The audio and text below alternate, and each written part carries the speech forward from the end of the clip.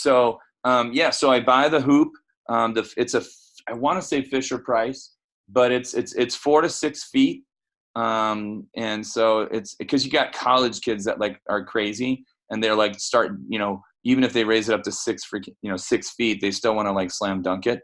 And so you want it to be somewhat durable. But if I think about what I spend to have a table, sometimes it's $125 to have a table. And anytime I spend $30 on a Fisher Price hoop that's going to last me a semester, I can care less if I did that every dang semester. Who cares if it gets ruined? You know what I mean? I've actually now bought a couple because, my 7-year-old doesn't mind having extra basketball hoops in his, in our garage. And so, so you buy that Fisher Price.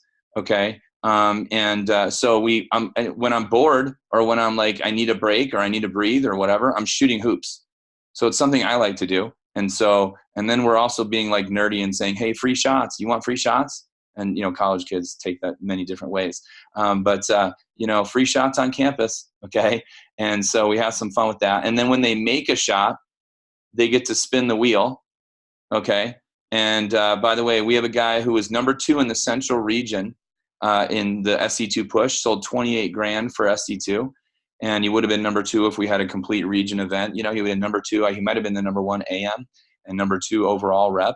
His name's Nick Fiesler. And he was, found on campus by Jesse in St. George because on the wheel of prizes was hot sauce. So you go on Amazon and get little restaurant-sized bottles of Tabasco or whatever hot sauce. And he literally wanted the hot sauce. So he went to the table because he's like, what do I have to do to get the hot sauce? Jesse didn't have the basketball hoop. He's like, what do I have to do to get the hot sauce? And I don't know what he said. I don't know what he did, but he got a little, 25-cent bottle of hot sauce. And the guy's now sold $60,000 worth of Cutco. He was the number 1 rep in the entire nation in the virtual push in May. Sold 13 grand in the 3-week push in May. And then he sold 28 grand in the 17-day push at SC2. So right there, 28 grand plus 13 grand is what, $41,000 of his career. And he's sold 60 grand total now. And, he was on campus. Okay. So it won't show up as summer CPO from campus in the campaign of the summer of 2019. But over the last, he was found on campus and he contributed 30 grand just in the push, let alone his, total summer sales in Jesse's office. Because Jesse was on campus, so there's the answer to your question is what gets me energy is I don't want to be in my office, right? Cause it's like a, graveyard, right? Or whatever you want to call it. Right. If you don't go to campus, it will continue to be a graveyard all semester. Okay. So just understand if you don't go to campus, you will continue to have the same results that you're having like you have in mid-August, which is you have a graveyard, a mortuary, whatever you want to call it. Okay. In your office. Okay. And so number 1, getting on campus gets you out of the office and it gets you in front of college students. And when I'm at the table to keep energy, I like to be doing fun stuff. So I always have a Bluetooth. I'm always playing tunes, right? You got your Beats pill or whatever, Bluetooth thing you got. If you have Alexa that's wireless or battery powered or whatever, or you're near a place where you can plug it in, you got Alexa playing whatever you're playing. Okay, not Alexa Soboleski, but Alexa, the Google Alexa, whatever.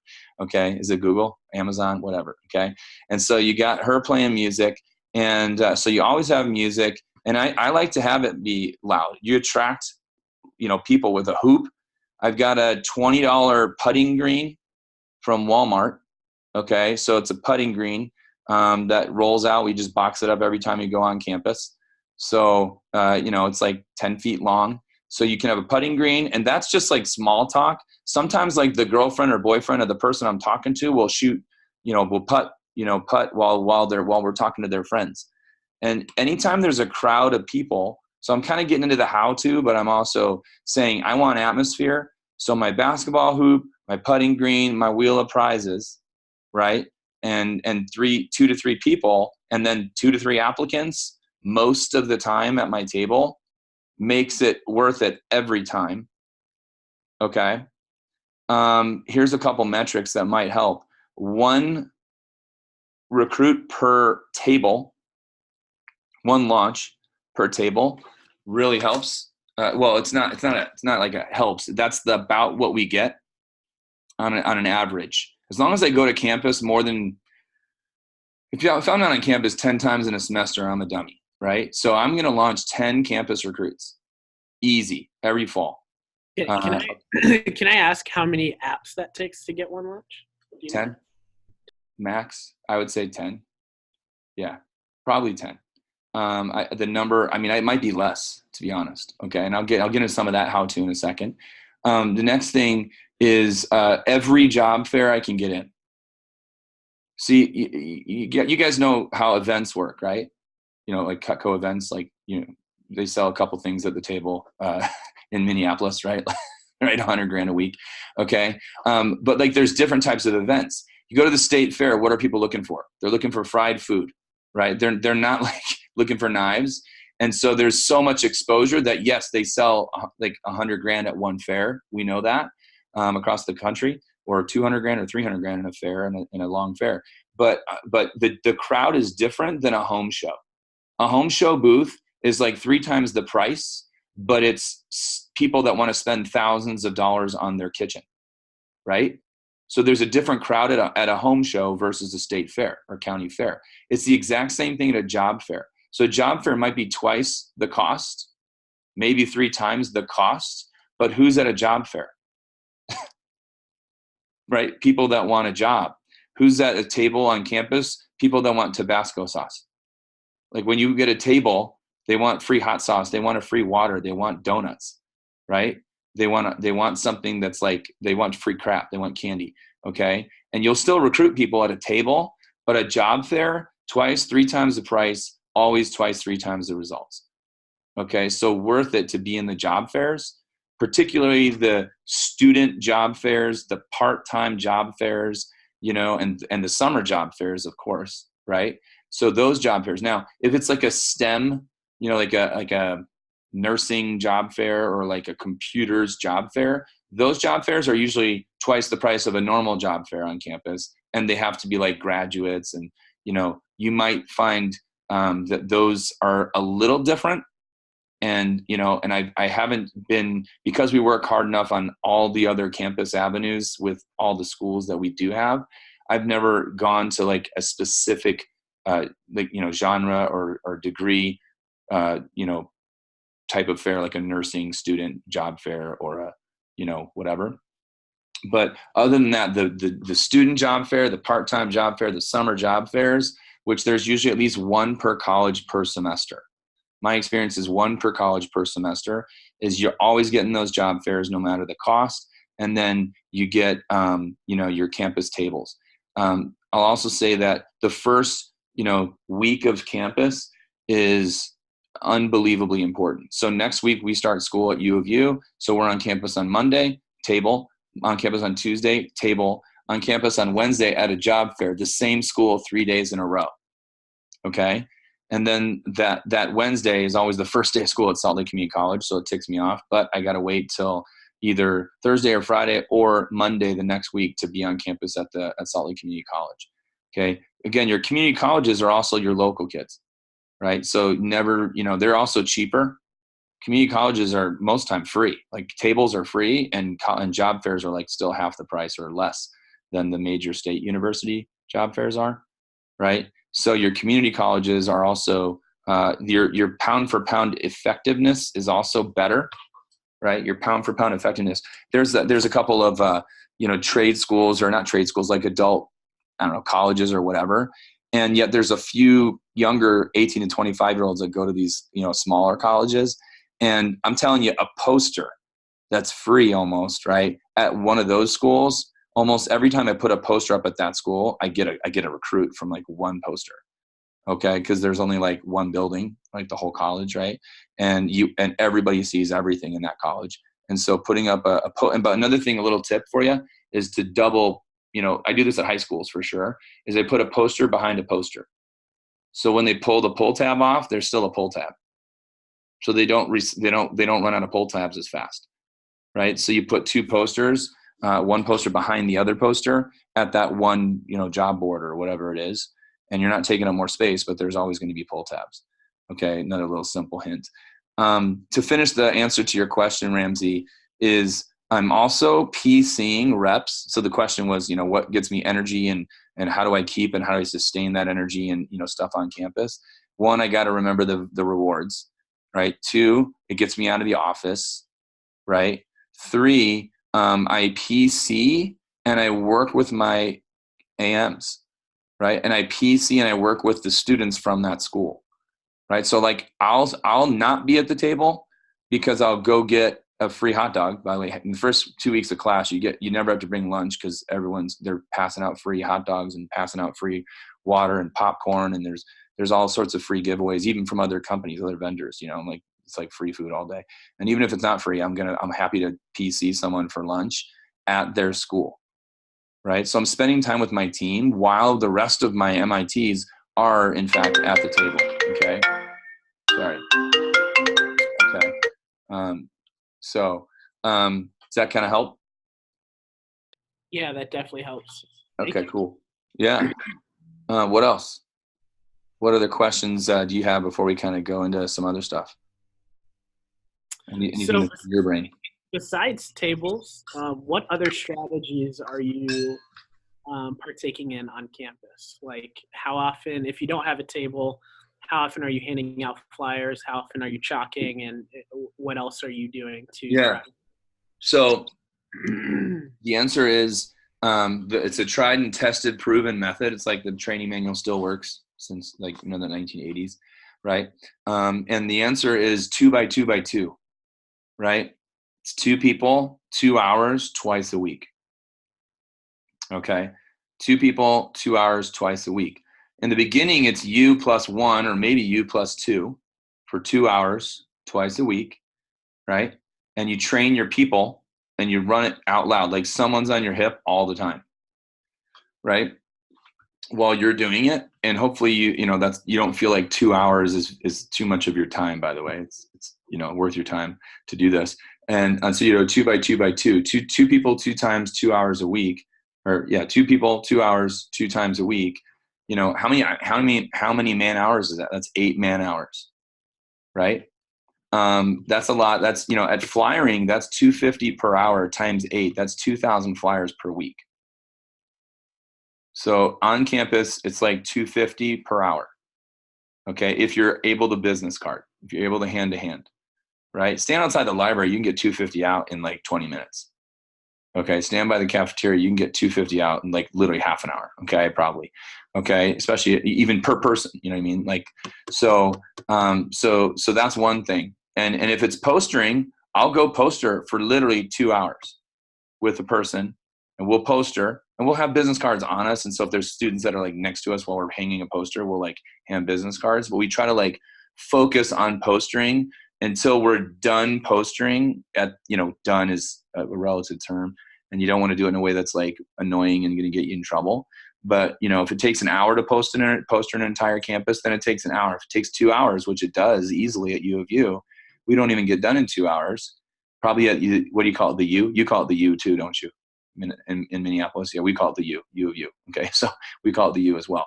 But it takes us over 2 hours to try and poster the whole place. And so sometimes it's that, sometimes it's postering, or sometimes it's flyers or business cards, and sometimes you can do the whole clipboarding. Like in the winter, like when you don't want to be outside the whole time, it's like casual to do the clipboarding where you're like, hey, how you doing today? And they're in the cafeteria, or they're sitting outside, frankly smoking outside the library or something like that. You can, hit up people that are just kind of randomly sitting somewhere, and how you doing? What's your name? Cool. Yeah, I work with a local employer. Just have a couple questions for students, and just wondering if you have a minute. And there's a way you can do the clipboarding. To be honest, clipboarding is not something that I've done a lot of. And at times when I've done it, it's been effective. But because we have a good relationship with our colleges, we're not, in a situation where we have to be like ninja and discreet and all that stuff, and casually be on campus but not on campus type stuff. It is what it is when you sit down and just kind of approach people, right? But the postering is very effective, especially if you keep a consistent effort and rotate posters through. You can change it up every time you want, or you can do some of the same stuff. And the last thing is chalking, or what we used to call chalking when we wrote on chalkboards, but whiteboarding, right? When you're whiteboarding. And that's really simple. For whiteboarding, I tend to like to use the division URL or the whatever your Google form is. Send it to your Google form. By the way, you should talk to your DVM, and even why don't you send me a text to your Parker? Send me a text to make sure we're changing up our summer work stuff on our Google form to say fall part-time work. So talk to Dane or talk to whoever's in charge of your Google forms in North Star, and make sure that the Google forms get switched up for part-time work. All the pictures are the same. In fact, the Olean pictures are even better now because it's approaching the fall, right? So the pictures of Niagara or whatever are going to be better, okay, and more pertinent right now. Whiteboarding. One thing I'll say is something else that's very, I think, effective is getting over their afternoon, we'll call it, like 2 p.m. or 6 p.m. or 8 p.m., like somewhere that's not like the prime hours of campus when there's the most students on, because with electric locks and how doors work in colleges nowadays, right, they just lock everything electronically, right? So sometimes what happens is they leave it open during the daytime, but they lock it up at night. So when you get in there and there's not as many classes in session, you can get into more classrooms to whiteboard. And either whiteboard only or put a poster in every classroom. Sometimes posters in the hallways get torn down, covered up. They kind of go away faster. But a poster in a classroom will stay there for months. I mean, when we're summer advertising, sometimes we find winter break work posters in classrooms that we get to in May when we are heavy advertising, or late April. We'll find winter break work posters still there. And that's okay. They're going to be ignored, but then when you change it up, they get looked at again. You know what I mean? So even if you change up your posters, or if you don't, you can whiteboard in and poster in the actual classrooms in the afternoon when they're still open to the public and they're still like not locked. So sometimes you can find odd hours of campus work. And I'm guessing that works better for public schools rather than private schools, correct? Yeah, I don't know what your colleges make up, are as far as what's private, what's public, and whatever. We have a public, massive Salt Lake Community College, and we have U of U, and those are our main colleges. And the more students, obviously, the more accessible the campus can be. Mm-hmm. The smaller the school, sometimes it's not that way. You know what I mean? So certainly you got to think about what each school is like. But if I'm in what you guys call the Twin Cities, there's 4 offices, right? And so, there might be a college in the north or in the south or whatever that's only that, it's only in Mankato or it's only in whatever town it is. But and everyone else doesn't recruit from that school. Obviously, you got to own that school. I think of Naperville and Oak Brook, they're right next to each other, on top of each other. And there might still be a college that one of them has that the other one doesn't have. And, that manager should own that college for sure. And it's for the good of the division, because some of those kids live in all different territories. But, you should definitely, I know that at times you guys have done different, whoever puts out the most flyers, does get the recruits somehow. I don't know how you guys separate that and how you can figure that out. But, you got to make your decision right there on how hard you work on each campus. But does that help out a little bit? And this is kind of a nitpicky question, but when it comes to whiteboarding, are you, I guess this is kind of 2 questions. Are you just writing it in the corner? Are you writing it in the center? And what are you writing? So I'm always going to write in the corner because the less it's erased, the better. Okay. And I love those where they have the 3 whiteboards on top of each other. Right. It's always got to be on the front board. You know what I mean? And then put that at the top, roll that thing straight up to the very top of the, so that they write on all the other boards first before they write in the front board. And then I'm going to write it in the corner, and I write it nice and, depending on the size of the room, I'll write it bigger or smaller. Right. And for me, the URL is imdstudentwork.com. Right. And it goes to the Google form, which then can separate per office. Or you can do your local, if the If the URL is expressive enough on what it is, then you can leave it. Or if it's like 507 jobs or whatever your area code is, 612jobs.com or something like that, then you got to say, part-time work available.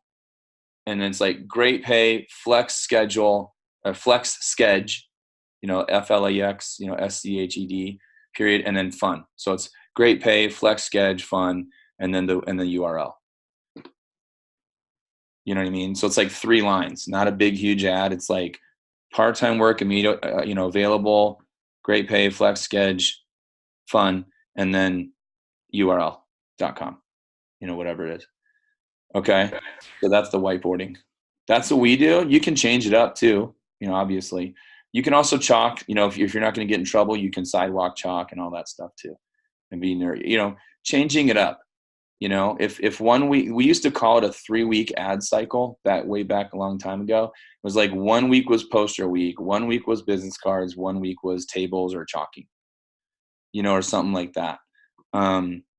So something else is make sure that when you do have tables that you've got the help. If you don't have help, you don't have help, depending on the number of AMs a new manager might have or not have. It is what it is. You got to roll with it and you just got to work. You know what I mean? I don't know anyone that starts a company, starts a job, that doesn't, they start a restaurant or they start a dry cleaner. They're like, I got to bust my butt, right? Until you have a bigger show going, you know what I mean? So that's not a bad thing. Don't take it like, oh, now I can't go on campus because I don't have 3 people to help me. You still go on campus because you're going to sit in your office in the same mortuary that you're sitting in if you don't go. So leave your office and go find some people. I'll tell you, and then another thing about this real quick about students is that weekend warrior section of the newsletter. You promote that every freaking week. That's such a great section in the school year because at 20%, they're making $100 a week, and $100 a week to a college kid is awesome play money. It's literally like play money. They literally will play with it. They'll do nothing with it that's important. But like, dude, you guys do 4 demos, sell 2 orders, you're making $100 a week. That's a good Friday or Saturday night or both. You know what I mean? So when you promote the heck out of selling $500, that's why we do Focus 5, right? I don't always do Focus 5. I probably do Focus 5. 60% of my career I've done Focus 5. If you don't know what Focus 5 is, it's a simple contest. Everyone who sells 500 gets 5 chances in the drawing. If you sell 600, you get 6 chances. 800, you get 8 chances. And you auction off or you raffle off 1 piece of Cutco every week at the team meeting. So, everyone who's over 500 is in the drawing. And you buy, 14 pieces of Cutco before the summer or before the fall or whatever. And you have all the prizes in your office. That's the cool thing is you lay out every team and you lay out 14 pieces of Cutco, and then whoever wins that thing that week, they get that prize. And by the way, I always make the prize a drawing too. So there's one, ticket that says, steak knife, one ticket that says pizza cutter, and the person who wins gets to draw their prize out of the hat, and so there's always like one fishing knife and one really cool prize, and everyone's like rooting for them to get that prize, and then they get the mixer, you know what I mean? So it is what it is, right? Anyway, the roll up has got to be a prize too. That's cheaper, you know what I mean, than some Cutco pieces, obviously. So a roll up or 2 roll ups, accessory roll up, whatever. Maybe a Cutco polo. Obviously, a North Star hat would be cool for a lot of kids. I don't know how you guys give those away, but All right. Yeah, that's great. But yeah, promoting the heck out of the newsletter and the Focus 5 is always helpful. Colleen's got a question. Yes, ma'am. I was just wondering, do you ever get any backlash from doing whiteboard stuff from the school itself, or not really? I'd say that gets the least. Let me think about it. I don't think I've ever had complaints from that. I think that where we get the most backlash is just some political kid that wants to stand in front of my table and say that Vector's evil and Donald Trump this and Barack Obama that, and whatever they protest, whatever they want to protest. You know what I mean? So whoever they are. You know what I mean? There's just some kid who wants to sit on a soapbox, right? So I would say that's the only, like, and that doesn't happen very often, right? By the way, you know what I mean? So if I go to 10 campus tables, I get like one person in 10 days of campus work that's going to be like that. And they walk, you know, they say whatever they say and someone else walks away and then it's over and I don't raise any problems or whatever. So yeah, I don't think whiteboarding has ever got me in trouble. It's a great question. Anybody else have a thought or a question? Yes, Zaria. Um, yeah, so my question was, so I know Marie did a lot of like video training and such like that virtually. What's your kind of rule for like people? Do they have to come in to train in person? How flexible are you with like people on campus with that kind of stuff? Yeah, so to put, you know, to answer that question, I'm going to just tell you what I've done. I'm not sure that that's always the answer, but I'm just going to tell you what I've done. And so the answer is I always direct schedule as much as humanly possible at the table, right? Even at a job fair, which means at a job fair, I want to have like, you know, 5 people at the table. Okay. I always get a double table. My school gets it to me for free. I get a double table because I've been there long enough. So I have a, you know, whatever it is, 12 foot or 14 foot or what, a 16-foot booth, you know what I mean, if you will. So I'm able to have like for 3 or 4 or 5 people at the table at the same time, which means 3 or 4 or 5 applicants at any given time. We direct schedule everyone we can. And then what we usually do is we shoot them a text.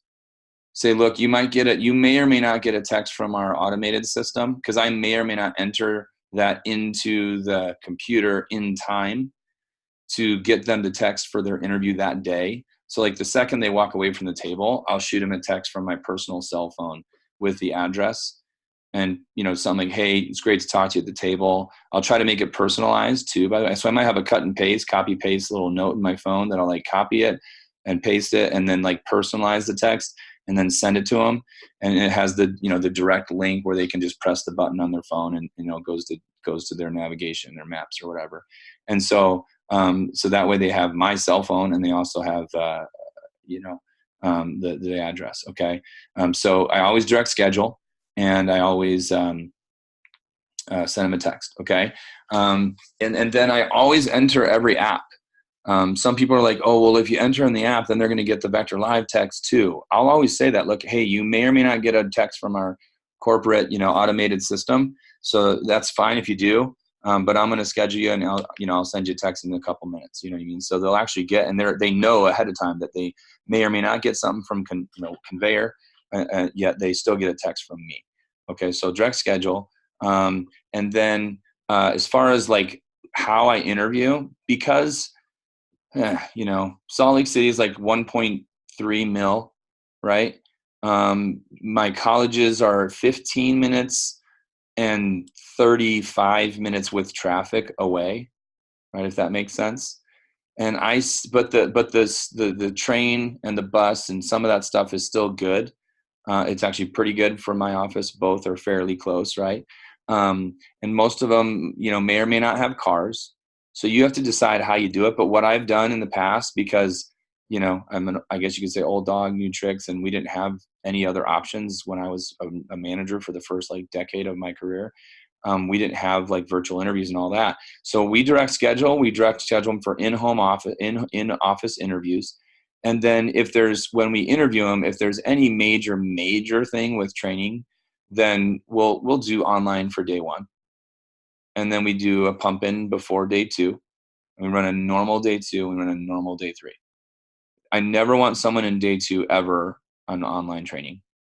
Like that's the one day there's no way I'm letting someone go through training without doing day 2 in office, right? They got to do day 2 in office.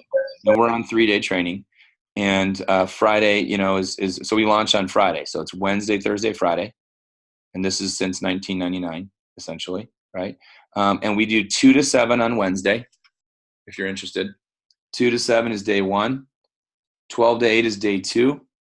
And then 11:30 to 5 is day 3.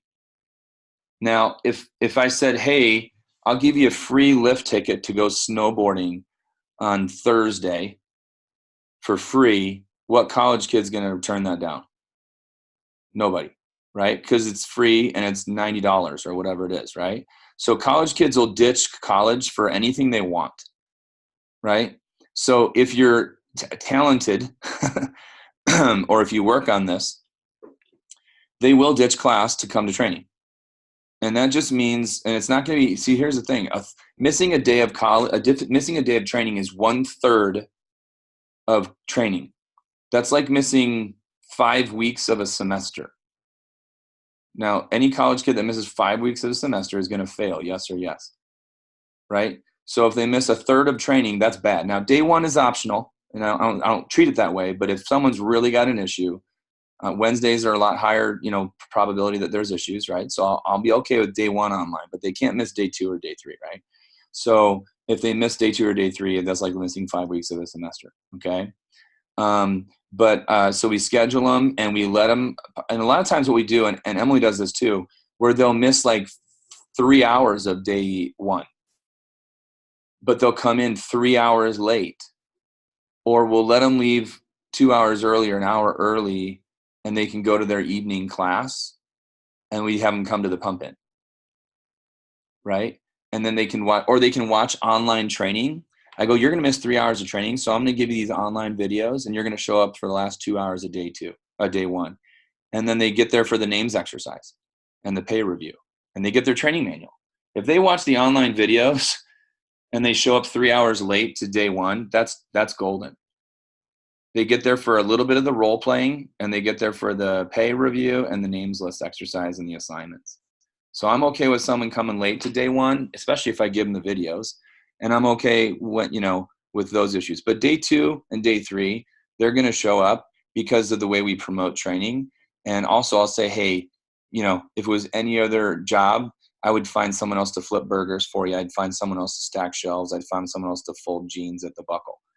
And that's no problem with any other job. But the problem is, Christina, no one can learn the information for you. So it's information that you miss out on if you're not at training. And that's going to directly affect your paycheck. And I want you to get a really good paycheck, and I want you to have a good positive experience. So that's why training is so important, is that it's the actual content that we don't want you to miss out on. Does that make sense? And they're like, oh yeah, that makes sense. Say, great. So, can I count on you to make sure? And then I say, listen, I go, hey, Alexa, if there's a problem that you can't figure out, today's Tuesday, or today's whatever day it is, Tuesday, and you got class on Thursday, are you seeing your Thursday professor on Tuesday today or whatever? Or do you have a couple days you can email your professor? They're like, yeah. I go, what I want you to do is work your hardest to work out day 2, Thursday, or work your hardest to work out day 3. And, by Wednesday, when you come in, notice how I'm projecting them to show up to training. Wednesday, when you come in, if there's still an issue, let's talk about it on Wednesday. We'll figure out Thursday. We'll figure out Friday. So in other words, they know I'm going to have an answer when they talk to me about it on Wednesday. They show up on Wednesday, half the issues are gone, right? And by the end of the day, and I'll even say this, hey, make sure you talk to me about this at the end of the day. Because by the time day 1 is over, they're like, who cares about freaking algebra or, trig? This training's awesome. By the end of day 1, they're like, I'm ditching class anyway. There was an issue, but there's not an issue anymore. I'm going snowboarding. Because like they said, if they have enough value, they'll ditch class. And again, I don't mind ditching a class. I don't mind telling a student to miss a class, because guys, 1 day of 15 weeks of a semester is nothing. It's like dozing off in training for 20 minutes. Like that's the equivalent of what they miss if they miss 1 day of school, 1 class period. It's literally like training, dozing off for 15 minutes. Okay. So they don't miss anything in college when they miss a day of college, but they miss a lot of training if they miss a day of training. Okay. So you have to think about relative terms. Cool. Does that help, Zaria? I know that was a longer answer, but Yeah, definitely. I have 2 really quick questions. Nice. So 1, your whole division on Wednesday through Friday training, and 2, can you say the times of the Wednesday through certainly. Friday? The whole division is on the whole division that is not on the video 2-day, that program, right? Which we have one office, Spokane, that's on a 2-day program with Trey Ketchum and that type of business.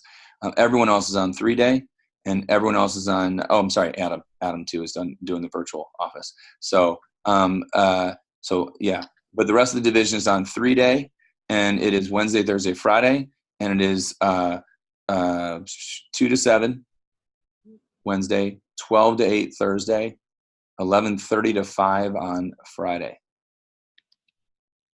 Okay. AT has never been historically on Saturday. It's always been on Monday. But I think what Holly is excited to do this fall, which is fine with me, is we're running a 90-minute AT1 on Saturday. And it's like show up in shorts. I don't care what you're wearing. And you can go do your demos afterwards anyway.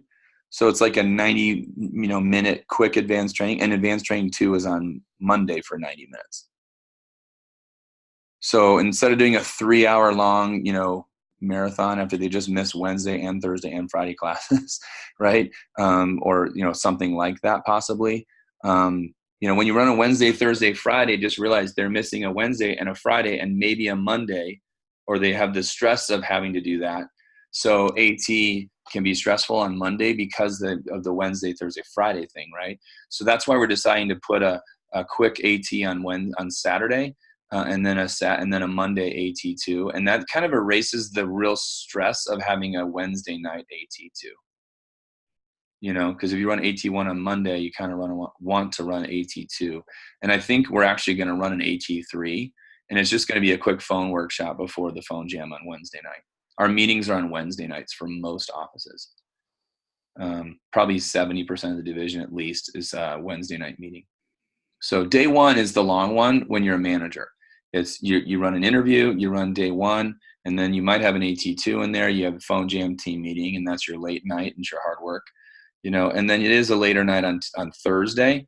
But the whole issue is that way you're done on Friday at 5, depending on what your interview staffing is like and what your personal schedule, what you desire it to be. You can decide how much you want to do on Saturday. Quick tip is to have 10 interviews a week, as long as you have at least 1 a.m. Have 10 interviews a week. So for Salt Lake City, it's historically been 2 on Monday, Tuesday, and Wednesday. That's 6 interviews. And then a Thursday, and a Friday, and a Saturday. And usually we'll have like 2 on Friday, where there's like 1 before day 3 and then 1 after day 3, or something like that. Okay. It depends on your functionality of your office. Do you have 2 rooms? Do you have a place to run interviews and team meeting, run interviews and training, and what your staffing is like? One thing I'll say, in the fall and the spring, a lot of times you can flip your rooms. And what I mean is, let's say you have 2 or 3 rooms, you have training going on. You can run the group interview in your personal office. In the DM's personal office, you run the group interview in that room, and you pre-screen people in the hallway or in the common area foyer, or the common area, conference room or something like that. Or you run interviews you can run interviews in your common area conference room or something like that too. Okay. So just a side note too. Okay. So I just got to grab something from somebody. All right, Alex Goodman is giving me his fast start sheet. His name is Alex Goodman, son of Bruce Goodman, only it's not his son. It's just Alex Goodman. All right, man, I'm on a video call, but I got this, and I'll call you, okay? All right, you're the man. Thanks, dude. Appreciate it. All right, see ya. I can only let him in because his name's Alex Goodman. It's just Cutco vibes there, okay? So, all right, what else? Can you give me an example of your pitch at the table as if I was a student? Yeah, on Monday when I'm ready to do campus.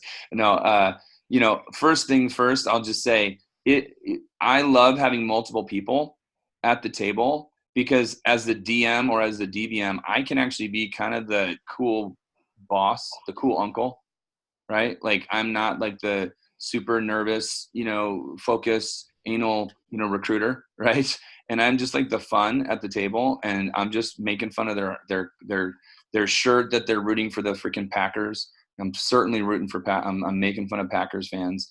anytime, anywhere on the planet. Okay. So I'll make fun of Packers fans and razz them, and I'll, talk, if I notice what year Jordans they're wearing, or their hat, or whatever, thing that they, are repping, I'll totally have fun with that. I'll call them Chuck Taylor if they're wearing Chuck Taylors. Like, hey, it's Chuck Taylor, everybody, and they're like, oh, my shoes, you know what I mean?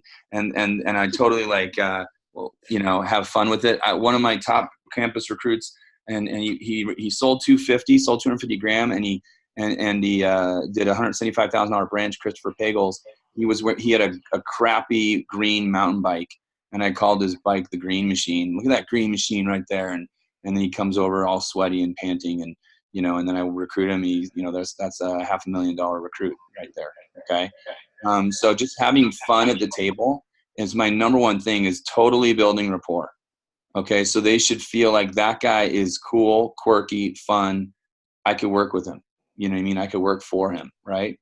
And so I don't want to be all worried about my approach perfectly, but here's what I used to tell my receptionists and my campus recruiters and my new interviewers is there's 3 things that are the exact same in Vector when it comes to recruiting.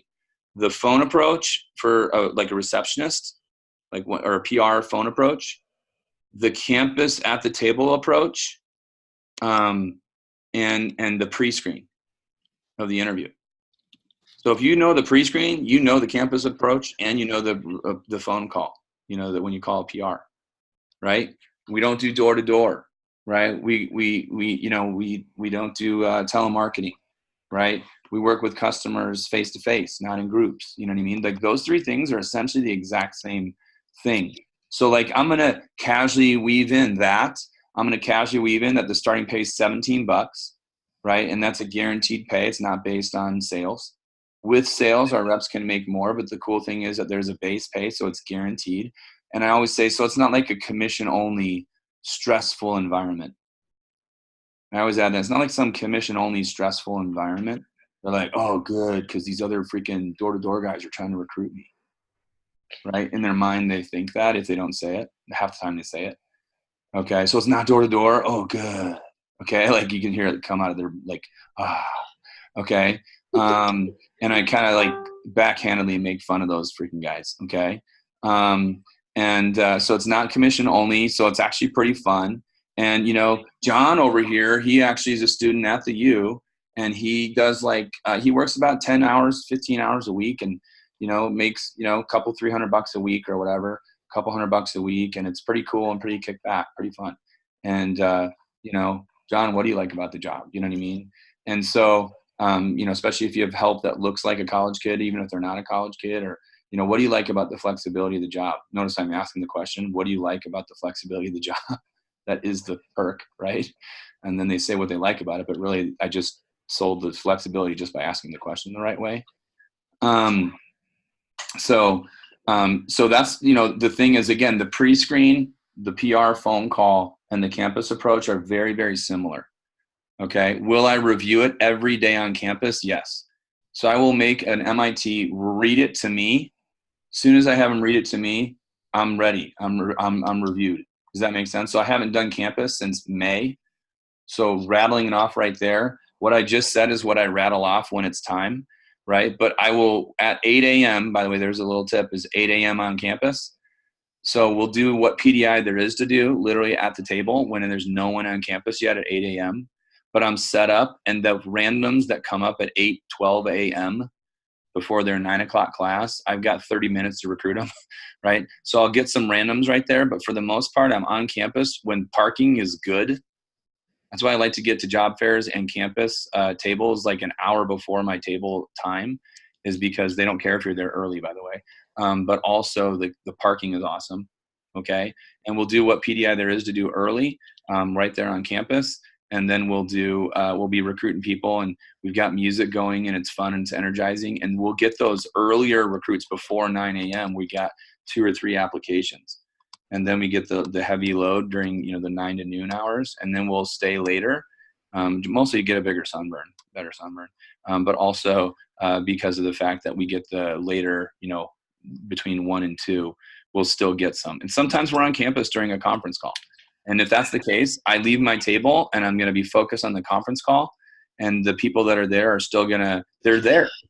Just by having presence, you're going to get recruits, right? One year we recruited this dude. He was totally a white dude, but he had Asian hair where it was like sticking straight as an arrow with hair. You know what I mean? Like this poofy, not curly afro. We're talking like Asian sticking out like that hair. And it was like crazy. He was this skater guy, and he had this weird looking head and weird looking melon. And by the time I'd been in that school, 6 times, I saw him every freaking day. He lived in front of that table area, like all the time. And by the time 6, 8 times had gone by, I'm like, hey man, are you going to come over here, or am I going to see you next time I'm here too? And he finally comes over here. We recruited him. He sold like $4,000 and then, went his way. But, the point is like just having presence. I don't know who that is, but just having presence, totally, you get those recruits that keep seeing you there, right? And then I get a little bit gutsier, or whatever you want to call it, more confident because of that, because I see the same kids sometimes. And I'm just going to be right up in his grill, like, man, are you going to come over here and get a job or what? And they're like, oh, I guess so. You know what I mean? And so whoever's most confident is going to influence the other person. By the way, little soapbox, I hate when people say whoever's more confident is going to win. That means there's a loser. You don't want to say that. Whoever's more confident is going to win. They're going to, beat the customer over the head until they buy the homemaker, right? It's whoever's most confident or has, whoever's most certain will always influence the other person more, right? Has more influence, right? And that's going to influence that kid who's the most influenceable person is an 18 to 25-year-old. I hope a district manager in our company has more confidence and more certainty than an 18 to 25-year-old college kid, right? So if you're nervous, you just got to get over that and be more confident that you're offering them the same opportunity that you had as a rep. And so confidence on the table. Hey man, you should fill this out. Where are you working? Oh man, you should totally fill this out. Okay. Little bit of answer there, Christina. Anybody else?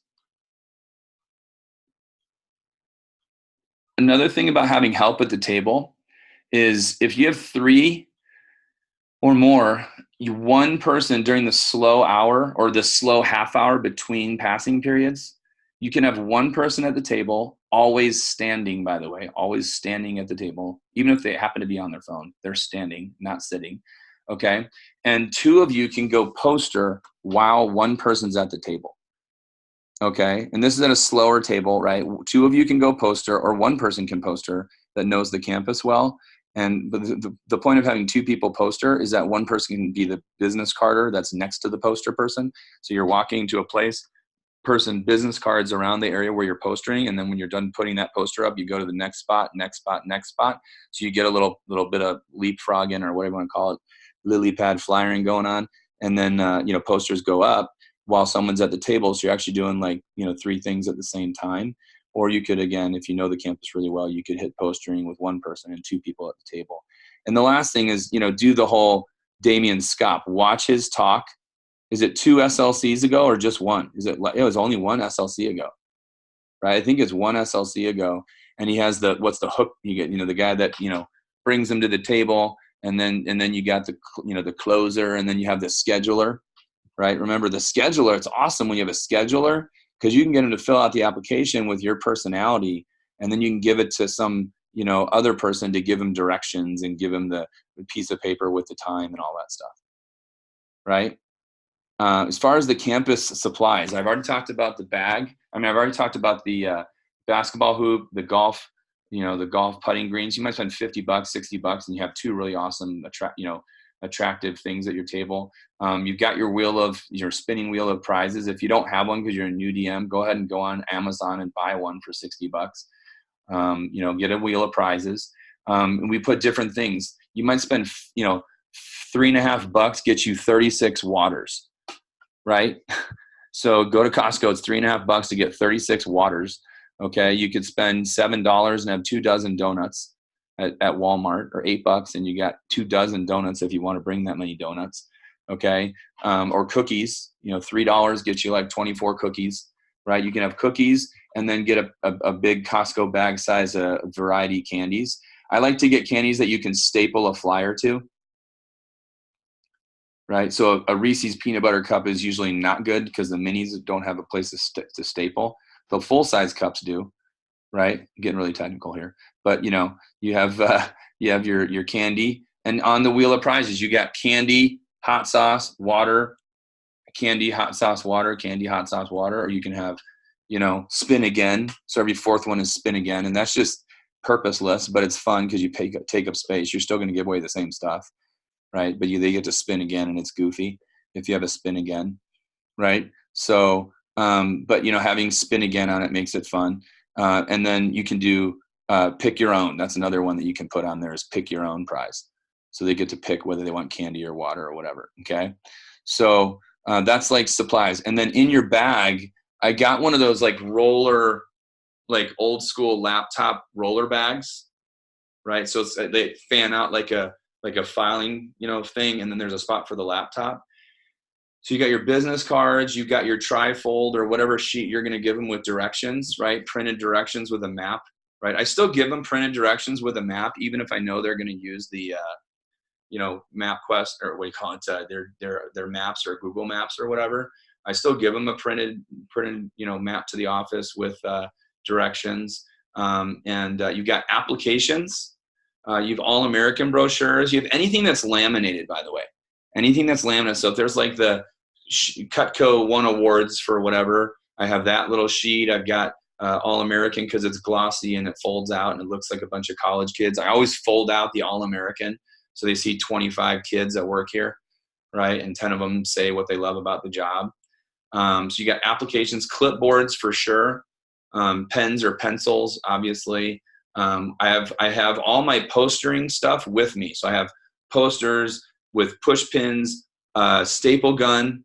Make sure you have a staple gun, and you got your staple gun, you got your push pins, you got a regular stapler as well, or a miniature stapler. The miniature stapler gets it to staple to the candy better. A miniature stapler will staple candy to a flyer better than a full-size stapler. Sometimes you mush the Snickers bar trying to get the dang Snickers to staple to the thing, right? And so it's just stuff that you have in there. All right. Business cards, posters. And so you have your poster backpack as well as your campus, whatever you call it, draggy briefcase thing. Okay. I like to have a little whiteboard, like a whiteboard that's like this big. And you basically draw a flyer on the whiteboard and it's sitting there. And the last thing I'll show you actually is, so we had these made, all right, and they're canvas. So they're just like the vector posters. Oh, they're upside down. But they're just like, what do you call it? Sell one summer, teach the next, or whatever your posters are. And it's a flyer, and they're this size, and you hang them on the side of your table. On the right and left side of your table, or if you're against the wall, you duct tape it to the wall. Duct tape it to the wall for the day while you're there. And so it's big old, it says Vector and it says $17 and it says, all the stuff a flyer says, and it even has the website. So even the kids, right, that they're too cool for school and they won't come to the table, I guarantee they're sitting there looking at you with your putting green and your music and your basketball free shots and your spilling wheel of prizes. They're like, that place is weird, but I got to look at this, right? And so you get applications without even knowing you got them. All right. What else? Ramsey. Can you send us a photo of that banner? Yeah, sure. Or is there a way to purchase it? I could, send me an email. I'll look it up and find it and send it to you. I'll put it in the chat. Send me an email. phillyb@fiber.net. phillyb@fiber.net. All right. By the way, you notice my yellow. This is the greatest duct tape in the history of the planet right here. Okay. I don't know why I love it so much, but and once you duct tape something on the poster, you can unduct tape it. And then we don't have to like put extra tape on it every single time. So we just unfold part of the tape. I know that sounds really silly, but it draws attention. Okay. All right. No big deal. What a goofy thing to say, duct tape. All right. Am I good? Someone's got a question. Okay. Yeah. Last year, I think, is when they were talking about like doing the little laminated, just like the website and like putting that up in Yeah. post or in Yeah. rooms, in schoolrooms. Sure. Was that something that you participated in? I didn't do it last year, but I did it. I've done it for January. So like we have a whole bunch of winterbreakwork.com or holiday help, whatever the word, whatever it is, xmashelp.com or something. And so we've done it for a January program. I've never done it for like the non-January program. So that's my answer. I didn't do it last year, but it's an extra thing you can do. Okay. Yeah. There's always answers, when it comes to campus. There's that one document with the mind map that has like this option. There's like, trust me, it's on campusdocuments.com. There's that document, but I can probably also email it to you too. So there you go. By the way, these posters, those Canvas posters, however tall a table is, I don't know how tall they are, and we just kind of drape it over if it's too long. They were like, we bought like, we had 20 offices and everyone got like 2 or 3. So we bought like 60 of them, and they wound up being like, not too much money. They might have been $20 at the absolute most. Maybe they were like $10. But if you have one, if you have 2 or 3 of them at your table, trust me, it's like a massive flyer, and it's reusable. That's the thing, is you're not just stapling or, these paper crappy posters, that are on everywhere else. You have a different type of poster, and you can use it at every single table you ever do for the next 5 years. You know what I mean? So it's good to have something that's reusable. Cool. And, to wrap things up here with, my excitement for campus is these are the mailers that didn't call, didn't apply. They're the same kids. If they go to college, it means one of two things. It means their mom's paying for it, so they have money. It means they're willing to pay for it, so they need money. You know what I mean? And they're interested in a higher education. Well, I think that when it comes to jobs, we give people a way more higher education on being a value to the marketplace than the value they bring at Pita Pit or, Target or whatever other job they would get. Right. And you guys gotta believe in that. And they're the right kids. So if I go there and I spend 5-6 hours and I recruit a person or two, one, that kid's going to sell a lot of Cutco.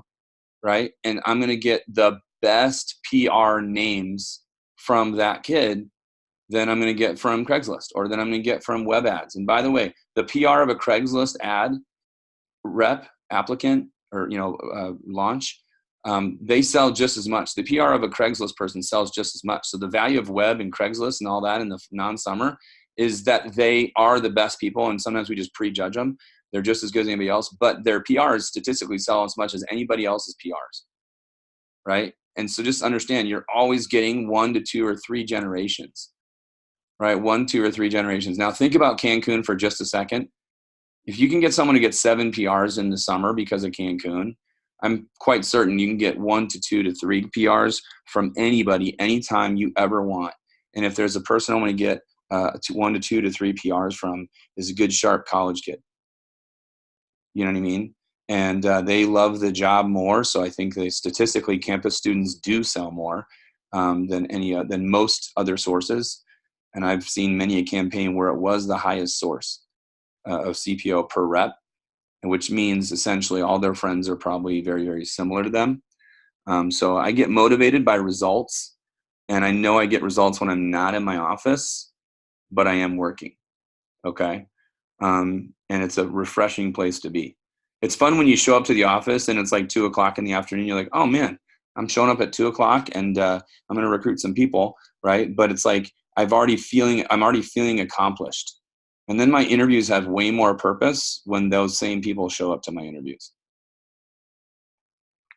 I have way more purpose in my interviews. I'm like, oh, I met this guy on campus. So I've met him on campus. Right. And then I meet him in the interview, and we already know like what each other's favorite, football team is or whatever. when they walk into the training class. I've got a relationship that I've met them multiple times. All right. Word. Okay. Hey, thank you. North Star Dream Team. You guys are awesome. Thanks for being on the Thanks, call. Phil. Thanks for so much. Okay. All right. IMD, you rock. Bye. All right. Thank you. Thank you. Peace out. Just send it. Bye, Phil. Send it.